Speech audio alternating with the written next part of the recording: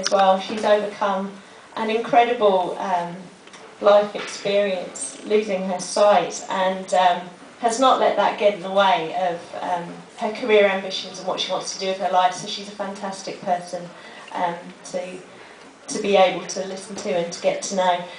Just to let you know, she's a published author and the book is just here. It's $20, so if any you do feel like you would like the book and you would like to read more about Julie at the end, then that is available here for you to purchase. And I think that's about it.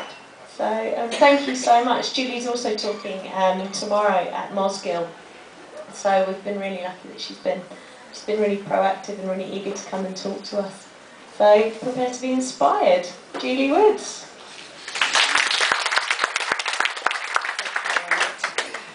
Tēnā koutou, tēnā koutou, tēnā tātou katoa. He aha, he kai, o rangatira, he koiro, he koriro, he koriro. Greetings, greetings, greetings to us all. What is the food of the leader? It is knowledge, it is communication. Kia ora. Now this is going to be interesting. My name is Julie. I am blind. Hard to do sign language one-handed when you're blind, but there, I did it.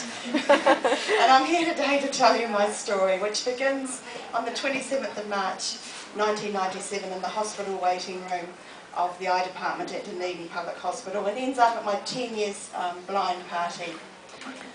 We've called this talk today Blind Ambition, and I want you to think about the things that I tell you. So if you are sitting in a space or in a position where you're looking at your career at the moment, have a think about the things that I'm going to tell you, because I'm going to tell you about the 8 keys that I've identified for adapting to extraordinary change that took me from that hospital waiting room to my 10 years blind party, and you can apply them to your life as well.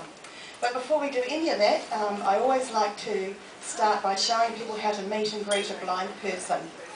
So the first thing that you do when you meet and greet a blind person is to say their name. So in this case, you're going to say to me, "Hello, Julie." So can we all practice that? Hello, Julie. 1, 2, 3. Hello, Julie. Wow. And I think, oh, you're talking to me. And this is really important because it's really easy as a blind person to say hello to everybody in the world that's saying hello. And when you're walking down the main street of town with teenage boys, it's really embarrassing if someone answers their cell phone and says hello to it. And I go, "Hello!" I go, "I'm not talking to you, Mum!" So that's really good. I know that you're talking to me. You've got my attention. So the next important thing is good for you to tell me, because I can't see you, who you are. Today we're going to be Margaret, because I said I might pick on Margaret. She's come all the way from Mosgiel to see me today. So we're going to say, "Hello, Julie, it's Margaret." So can we practice that? Hello, Julie, it's Margaret. Hi, Margaret. And I'm thinking, Margaret Jackson, Margaret McDermott, Margaret Brown. So it's also really good if you put some context around it. In this case, we'll use Margaret's surname. But if you met me somewhere, say, like today at the Careers Festival, that's also good, so we know exactly where I met you. So we're going to say, "Hello, Julie, it's Margaret Jackson." Hello, Julie, it's Margaret Jackson. Hello, Margaret Jackson. That's fantastic, and I know exactly who I'm talking to. I did this exercise with a group of children at Torrey Beach School a few years ago, and I was in the supermarket 3 weeks later, and this girl came up to me and she said, "Hi, Julie, it's Kate from Torrey Beach School." And I thought that was pretty cool. So if you see me in the supermarket or out and about, please come up and say hello to me. I'd love to meet you.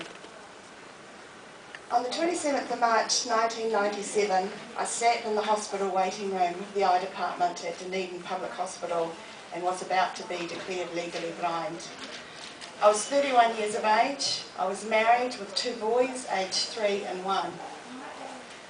I was overwhelmed, I felt powerless and had no idea about how I was going to cope.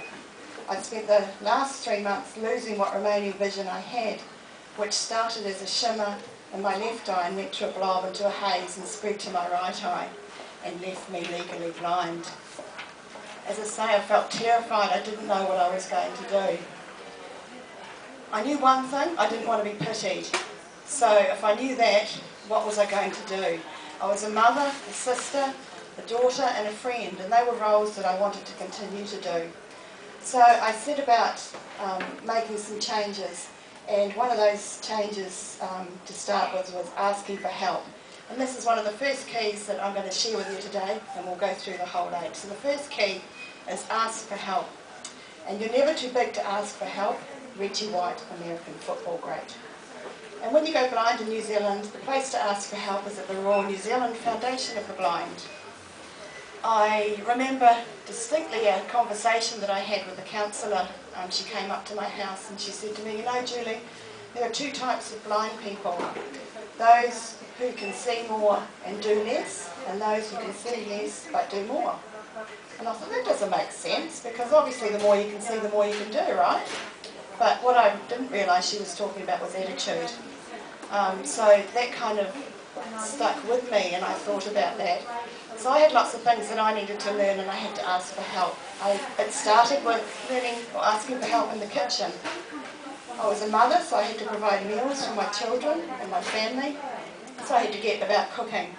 I had an instructor called an adaptive daily living instructor come up and talk to me about, and she taught me initially how to butter a piece of bread, which is very laborious and slow, and starts with a piece of bread and a knife in the margarine container, putting the margarine in the middle of the container, moving it towards the outside, taking that piece of margarine, putting it in the top right hand corner of the piece of bread, moving in a grid-like pattern to the left-hand side of the bread, and then moving all your way down until you reach the bottom left-hand corner of the bread. And that's just the butter.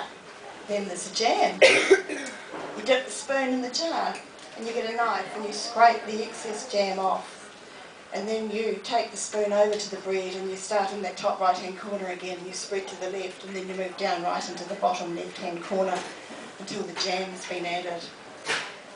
And I was like, this is so slow. And I remember her saying to me, you'll never do anything as fast again. And I thought, watch me, because this doesn't suit my ripshit and bust my approach in the kitchen. So I set about learning those skills that I need to cook for my family. I remember we had Chinese takeaways one night. I was really tired and didn't feel like cooking. And I served the Chinese meal to 2 plates, or what I thought were 2 plates. I put 2 plates on the bench, but I put one, I hadn't moved them out side by side, so I was serving one meal on the plate and the other one on the bench. So I went to grab the Chinese meal, the second one, and I thought, oh, there's no plate there, it's just bench. And I'd served the whole meal on the bench. And that's the kind of frustrating things that happen when you can't see, but you work your way through that, and in the end I ended up, and still do to this day, cook for my family. I had to learn how to use the telephone. I had to find out that there's a dot in the middle of the number 5 on a keypad.